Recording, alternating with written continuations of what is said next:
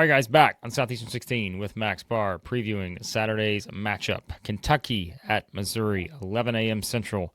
Tip on ESPN, not SEC Network Plus. You get to see this one, Missouri fans. Although, last game, you were probably fine if you didn't get a chance to see it because the Tigers have hit a little bit of a rough patch here as they're coming off back-to-back losses at Vanderbilt, and then they go lose by 12 at Oklahoma, a team that they had beaten by 24 the previous meeting back there in mid-February. But now it's also a situation where we know Kentucky has been a team that's been up, they've been down, Max, and well, if you play the percentages over the past month, Kentucky win, lose, win, lose, win, lose, then they're due for another loss here at Missouri based on how it all kind of plays out. But we'll see. A fun matchup. Two offensive teams that we know can put the ball in the basket, and something to play for here too in terms of SEC tournament seeding. Luckily for Missouri, you're not playing the Cats on a weekday. You got them on a Saturday. So there's the first level. But Missouri, Blake, for me, it's been the defense that has been lacking a little bit. Give up 81 in regulation. You end up giving up 97, but that's overtime. It looks worse than it is. Give up 81 in regulation at Vanderbilt, and then you give up 96 in regulation at Oklahoma. And that's coming off of the big 30-point win at home against Arkansas. But right before that, though, you give up a 92 in regulation to Arkansas. So the defense has been not what it was, say, January when they were holding teams. I don't think anybody got to 80. One team got to 80, and it was Florida. So that's what it's been for me. The difference in Missouri from January to till now, the defense has kind of taken a little bit of a step back, and that is something that might be able to, well, not might, will be an area of concern against an offense like the Cats, Blake. Yeah, it's not very good right now defensively for Missouri. There's no question about it. I think these were, for different reasons, probably the most disappointing losses back-to-back of the season for Missouri. Like they've had losses, other losses, of course, but I think that you've, in back-to-back games, had your most disappointing. The way they lost the Vanderbilt game and then to go lose this game like they did at Oklahoma against the team that they just completely had handled the previous time and, held them to 58 points, and they give up 96. Where was it? Oklahoma had 50 in the first half. I think that's right. So almost matched their total from the previous game. I don't, I think there's every reason for Missouri fans to sort of be a little bit concerned here, perhaps, entering this final stretch, because like you said, this is a Kentucky team, injuries and all that. I mean, we talked about it all season, but when they run their offense, they can score some points, and we know that. Now the question is, in this sort of situation where, again, you've got a Missouri team that I feel like, for the most part, has been able to sort of have some of those bounce-back spots too. But, we thought that may be the case after the Vanderbilt game, but it wasn't with the Oklahoma situation. But, they've done a pretty good job, though, I feel like, of handling adversity this season. But this is probably, the most adversity they face in terms of disappointment with these two games. And I'm curious, like you said, with the defense especially, is this where we see kind of a fire under this team, where they come out and, they're going out early here and they're forcing turnovers against a team that doesn't turn the ball over a whole lot, and maybe getting out transition, getting off to a good start. I know that sounds basic, but we've seen that in some of those games from Missouri, where just kind of setting the tone early is the biggest key, and I think that's where, if you can do it against Kentucky, we've talked about that with the Cats. They're kind of the same team, right? They really need to come out, establish the tone early on.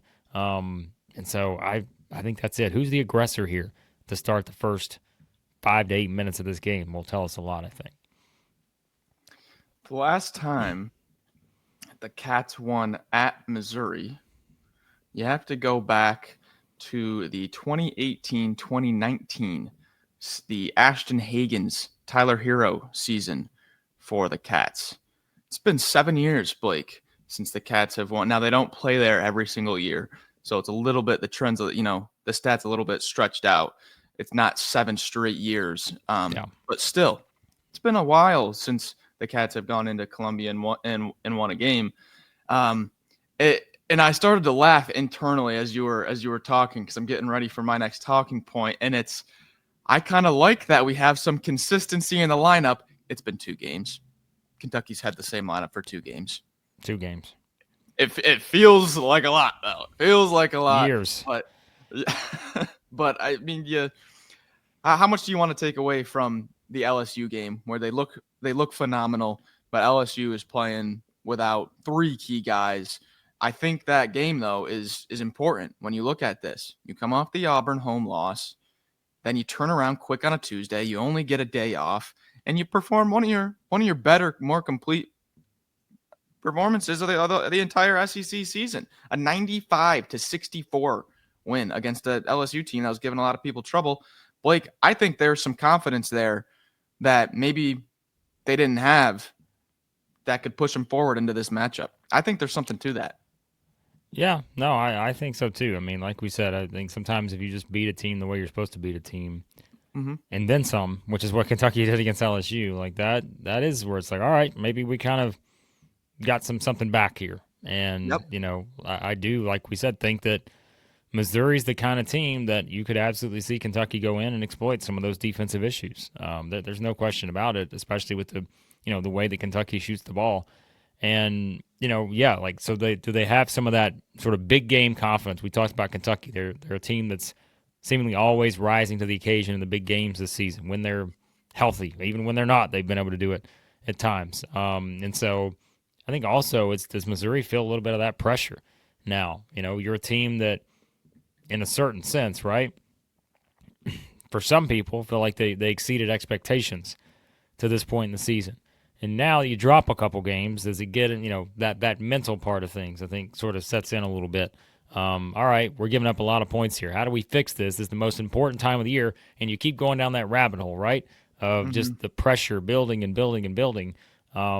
So Kentucky's kind of the team with nothing to lose, if you really think about it. I mean, sure, we talk about it from an SEC tournament seeding and all that, and how things could change and all that kind of stuff. But I think overall, right, in the grand scheme of things, it's something where I think you're still looking at it where maybe previously we would thought, okay, Missouri's locked up a top 5 seed or something like that. They don't really, hey, you lose at home to Kentucky, it may not mean a whole lot, but now things have changed a little bit. Free throw line hasn't been mentioned by us yet, but it's going to be a factor in this game. It's just it's going to be, especially because Kentucky does such a good job at defensive rebounding. It's going to be a war down there. There's going to be some piles of bodies multiple times when you have Ant Robinson, Tony Perkins, Mark Mitchell, whoever it is that's trying to take advantage of a matchup and bully their way inside. And then you've got Amari Williams there, not giving an inch, battling for not only the rim protection, but the defensive rebound.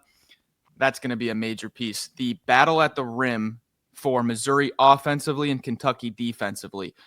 Are they able to not foul? This is the Cats defensively. Are they able to not foul and then collect that defensive rebound, stymie that Mizzou offense? Or is it the other way around? Missouri's getting some whistles, stuff like that, starting to get the Cats frustrated. That's going to be a major piece.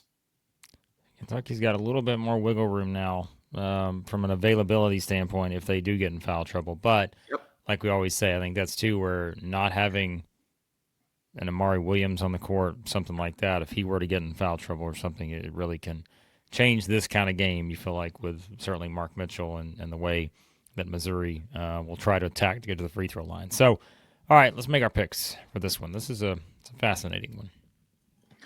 I've got 2 different things I'm pulling on to make this pick because I do really think this is a good team. And I know I was joking a little bit about the the lineup continuity with the Cats, but as I joke, that is legit. I think they've got their guys now. Missouri defensively, 3-point line, when you look at point distribution, they're 14th in the SEC defensively. Only 2 teams give up less points from 3. So they really limit points from 3. I think that is going to come into play here, especially with Missouri kind of on a skid, more intensity defensively. And then, Blake, it sounds cliche, but senior night. We've seen that be a factor here. Got Missouri, ton of seniors, Perkins, Warwick, Grill, Bates, Cruz, Josh Gray. More than half the team going to be recognized. So I'm going to go with Mizzou at home. Max, I find myself in what we like to call a no-win situation here, because no matter who I pick, the fan base, I'm hurting one of my top two fan bases here. I'm going to say that to you guys in the video, okay? We're not going to knock the others, but yeah. So if I pick Kentucky, Missouri fans are going to like that. If I pick Missouri, Kentucky fans are going to like that. Max, I told you in that Oklahoma game, I said I'm trying something new here. We're going to try to break the curse before the NCAA tournament, the SEC tournament gets here for Missouri. And I said, I'm going to start picking them to win games that I think they're going to win.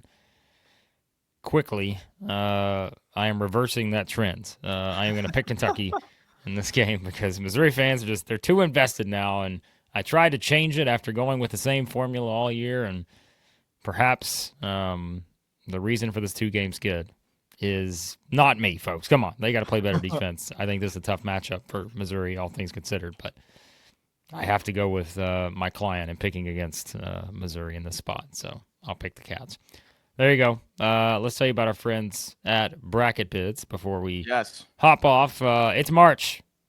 We're going to be filling out our bracket. You can too with our friends at BRACKETBIDS. Enter into the free pick'em contest or start an auction draft league with your friends, family, or coworkers. We've already done that. Some of you guys, if you join the It Just Means More tier, may be able to get in on that draft league with us to pick the teams we think will go the distance. Remember, you start with the same bidding dollars. You get to outwit and outbid your league mates to secure those teams you think will go the furthest in the tournament. Choose from the multiple scoring models, including the upset bonuses, reward the bold picks, which we are going to have. Track your teams with live in-game scoring and watch the standings shift in real time. The further your teams advance, the higher you climb the standings. For league play, use that promo code SC16 for 40% off. SC16, 40% off. Download the BRACKETBIDS app today or visit them at bracketbids.com. Appreciate you guys watching as always. We'll have reaction to these games on Saturday. We will know the SEC tournament brackets on Saturday night. So lots of fun stuff coming up. So appreciate you guys watching as always. We'll talk to you soon. Southeastern 16.